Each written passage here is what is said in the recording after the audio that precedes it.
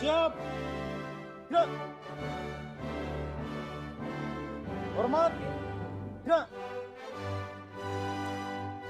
Tegak. Gerak. Istirahat di tempat. Gerak. Siap. Gerak. Hadap kanan. Gerak. Hadap kiri. Gerak. Hadap kanan. Gerak. Hadap kiri. Gerak. Hadap serong kanan. Gerak. Hadap serong kiri. Gerak. Balik kanan. Gerak. Balik kanan. Gerak. 2 langkah ke kanan. Jalan. 2 langkah ke kiri. Jalan. Jalan di tempat. Gerak. Langkah tegap maju. Jalan. Balik kanan, langkah tegap maju. Jalan.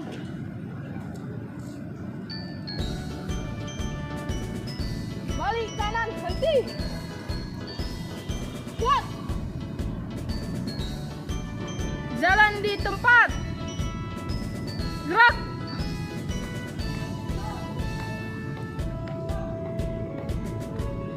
Henti. Gerak. Jalan di tempat. Gerak.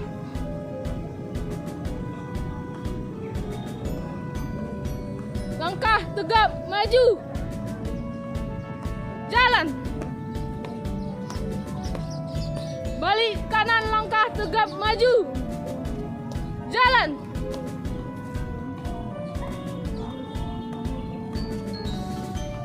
Balik kanan, henti.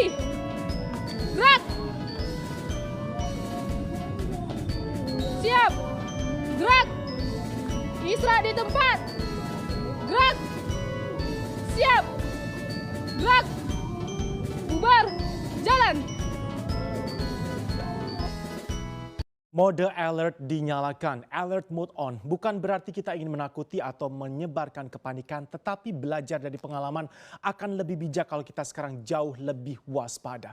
Perang dunia ketiga COVID-19 dimulai. Perang dunianya bukan perang antar bangsa, tetapi perang bangsa-bangsa melawan pandemi corona. Mengapa separah itu sampai dikatakan perang dunia ketiga bangsa-bangsa melawan corona? WHO sendiri mengeluarkan statement big warning, peringatan yang sangat keras bahwa kemungkinan angka peningkatan kasus positif kasus COVID-19 ini bisa terjadi peningkatan, akan ada gelombang-gelombang baru berikutnya. Apalagi bukan karena driver utamanya berupa temuan varian-varian baru dari COVID-19. Kita lihat, ini adalah 5 jenis varian COVID-19 baru yang dikatakan oleh WHO harus jauh lebih kita waspadai. 5. Yang pertama ada Inggris dengan varian baru B117. Kemudian Brasil, kita punya varian baru dari COVID-19 bernama P1. Afrika Selatan pun ditemukan varian baru dari virus pandemi ini B1351. Amerika Serikat langsung ada 2 varian baru dari perkembangan COVID-19 dari sisi virus dan perkembangannya. B1427 dan juga B1429. Kita tahu bersama secara sains yang namanya virus ini memang makhluk hidup yang bisa dikatakan cerdas karena virus mempunyai kemampuan untuk bisa beradaptasi. Sesudah beberapanya bisa lolos masuk ke dalam tubuh sebagai inang mereka dan mereka akan menyesuaikan diri ketika ternyata ada kekebalan-kekebalan yang mereka bisa bangun. Dengan dikatakan bahwa virus ini adalah makhluk cerdas, mereka sudah berkembang dan kalau kita berbicara mengenai virus COVID-19, sekarang ada 5 varian baru yang ini angkanya harus selalu kita waspadai, mencengangkan karena ini sudah menambah peningkatan kasus positif COVID-19 khususnya di benua Eropa. Next. Ketimpangan ekonomi penduduk Indonesia atau biasa disebut sebagai Gini ratio di masa pandemi COVID-19 tahun 2020 meningkat. Saat pandemi seperti ini, Gini ratio adalah salah satu parameter yang penting yang harus diperhatikan untuk mengurangi dampak dari pasca pandemi. Dan krisis pandemi kali ini sangat berbeda dengan krisis moneter sebelumnya. Kali ini, UMKM dan juga rakyat kecil yang paling terpukul secara finansial. Karena itulah, angka kemiskinan Indonesia naik akibat pandemi. BPS juga mencatat tingkat kemiskinan di pedesaan naik menjadi 13,2%. Dan selain itu, tingkat kemiskinan di perkotaan juga naik menjadi 7,88%. Ini naiknya sangat signifikan. Dan kami akan mengulasnya pagi ini untuk Anda. Mari kita lihat, pandemi COVID-19 menyebabkan perilaku, aktivitas ekonomi, dan juga pendapatan masyarakat menurun. Akibatnya, lebih dari 29,12 juta penduduk ini terdampak. Di antara mereka 2,56 juta orang ini menganggur. Dan Anda bisa melihat ini naik sebesar 7,07% karena pandemi. Dan sementara itu ada 24 juta penduduk harus bekerja dengan pengurangan jam kerja dan upah. Dan mari kita lihat bersama. Di masa pandemi ini kita mempunyai data dari tahun 2017 hingga tahun 2020. Ini adalah jumlah penduduk miskin di Indonesia.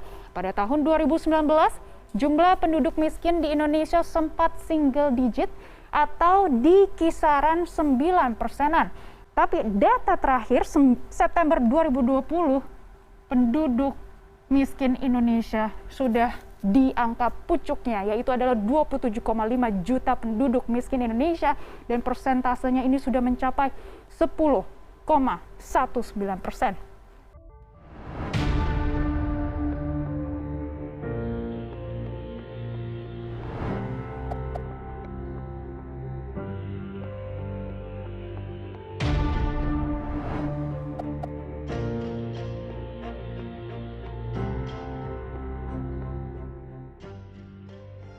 Nikingen wala. Ano mo kate? Napili ako na bunti ni pakawan. Ini pakawan wo. Kan napili.